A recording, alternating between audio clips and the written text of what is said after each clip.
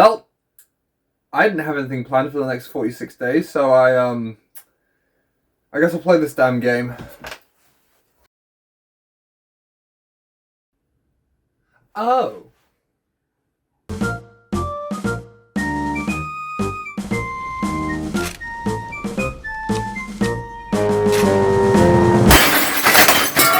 Hello there, glorious human being, Mini Crackpot here, and you know, with this extra day off that I have been given because the game got shut down due to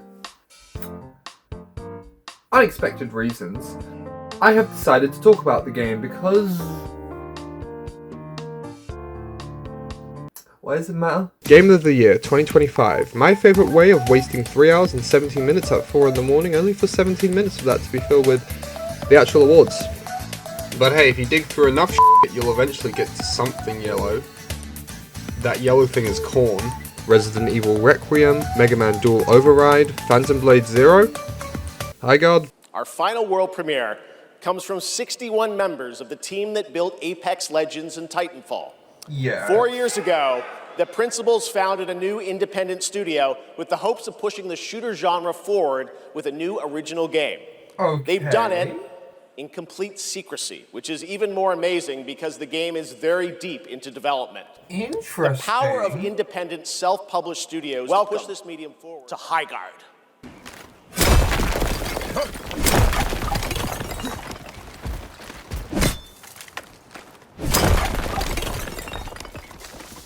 Very interesting. Yep, that was basically everyone's response to this game because what other possible response was there? This game was more hyped up than Google Stadia. By ours truly, the devil. We can throw around all the things people are saying, and yeah, most of them are true, but the main thing that I want to say is that Jeff Keighley had little to no impact on this game's fate. However, he did still like the game, which is very concerning to me. Upon announcement, this game was dead on announcement. No, it died before it became the video game equivalent of an embryo. It died while it was still a sperm. And how did it end up?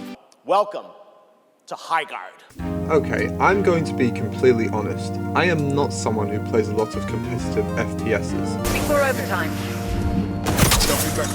And by a lot, I mean none. And the few that I do play, I mostly play for fun. But the second I played this game, I knew it was trying to be the next Apex or Valorant.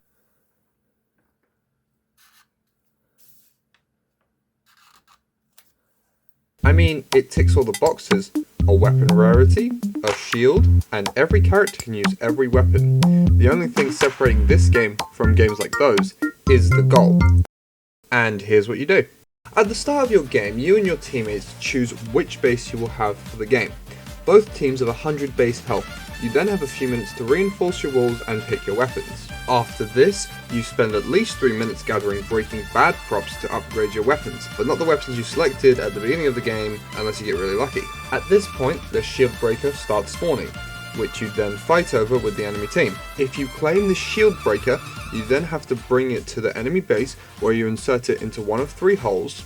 No. After the sword is placed, you do 30 damage to the enemy base instantly. Then you have to wait roughly 8 goddamn years for this big ass tank thing to break the shield, and then your team will go raid the enemy base, but be careful, you have limited lives and limited time.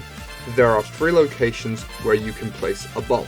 One of 2 generators and the big crystal thing that I can't remember the name of. If you and your team decide to go for the generators, you will have to take out both, and they have 40-second timers.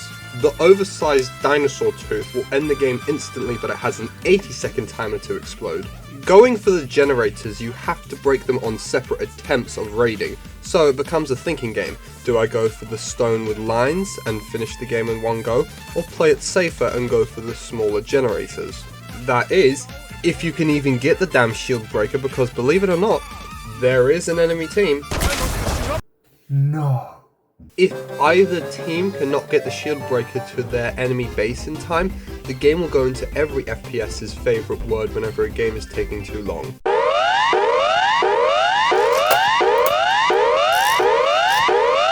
Where if you're already dead, you are brought back for a no respawn fight where whichever team is left standing will instantly get to break into their enemy's base. When you are being attacked by the enemy, take what I said earlier and flip it around. You were high on their guard, now you're on guard with their high. Just kill them and make sure the bomb doesn't go off, and if the game doesn't end after one round, everyone is sent back to their team space. After every raid, all weapons and armor have increased durability, power. The shop also changes and supply drops will probably spawn. Do this till one team gets...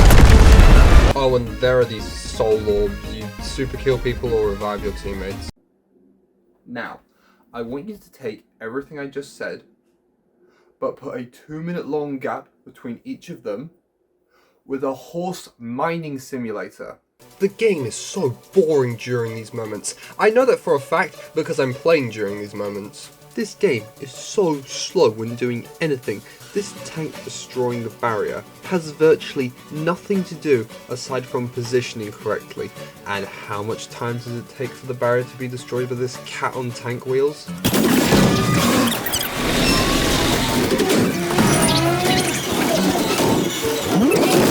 Jesus Christ! And yes, I know what you're thinking, and no, this isn't the worst thing ever.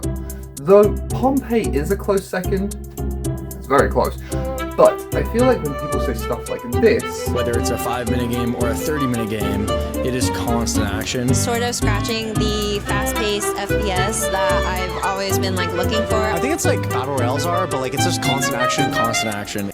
You kind of expect, what's the word, fast-paced action combat. And yes, not every FPS game needs to have close quarters combat, but I also do kind of like the open world vibe it's got going on. I'll get to that later. And 2, no, it doesn't matter that you get to race to the enemy's base because you can automatically teleport to the enemy base or your base. So what's the point of this? Back to my opinions on the open world maps.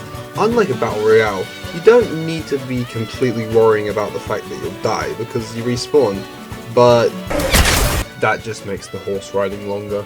But the real problem with them is that they exist. Why do they exist in a game like this? This game, you probably want to stick with your team. So running away from your team to then die is a bad idea, because believe it or not, the chances of winning a 1v5 are a very low number to an incredibly high number. And that's all I have to say. Let's talk story.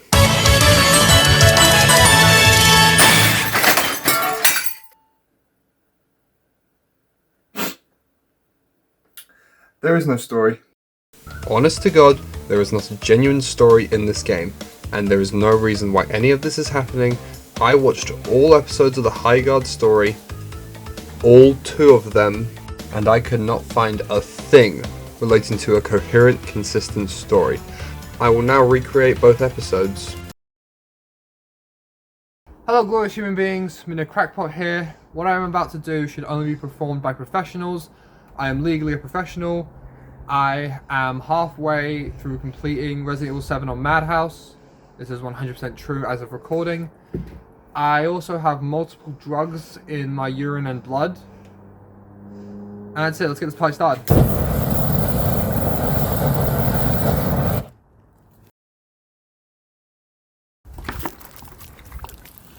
I guess since we just watched the story of these characters, I should explain all these characters. Quick side note, while getting footage for this video, I only played as Atticus because...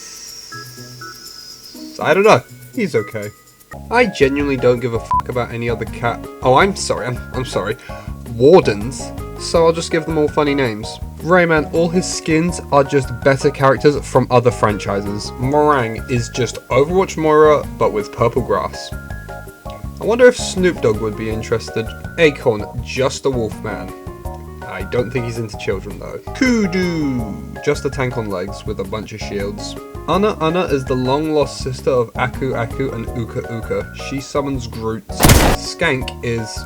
Laddie is just an insanely generic hothead hotshot fire guy with nothing better to do than be this game's blonde fire guy. Snowcone, that's Cone with a K, is just an insanely generic cold cranium cold cut ice guy with nothing better to do than be this game's white-haired ice guy. A Tukas! No. And finally, the character I have left last for no specific reason, Con.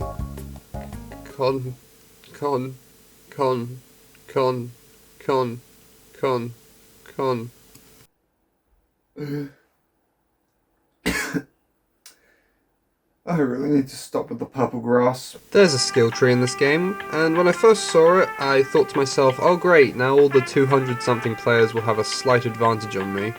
But that's not the case. These perks are more of quality life improvements than upgrades, like being able to swing your axe at soul orbs or getting more blue crystals. And honestly, they aren't too hard to get, just level up and yeah, upgrades. Some of the shops are microscopes, and as someone who had a lovely science teacher, this was a nice reminder that I'll probably never see them again. And that's my review of Guard Core, and I think I know how to fix it. Now, this game was always going to be a multiplayer FPS. There were some shady fundings that was going on, but let's think in an alternate world. What if this game, same as it was, better character design though, what if we made a single player campaign, co-op even, and then we did a side live service game, like a lot of games from the 2010s. Now, I'm not saying the 2010s was perfect, but if we take what people bought the games for, the story, the world, the everything that makes a game special, you can create something of high value. I mean, there was obviously a ton of effort put into this game, and I will say that there was a lot of love as well. But the gameplay loop is the most abhorrent thing I have ever seen in a video game. It is literally, get your weapons, horse ride, mine. Get your weapons, horse ride, mine. Fight, go back, raid, horse ride, mine, in a loop, over and over again. And if all that stuff was in a game that needed it, then we could have had an amazing game. An actual game. And not a cash-in. But ultimately... but hey, I can now inform the government why I've been missing for 46 days. Those folks over there, so concerned. They even sent me my very own code of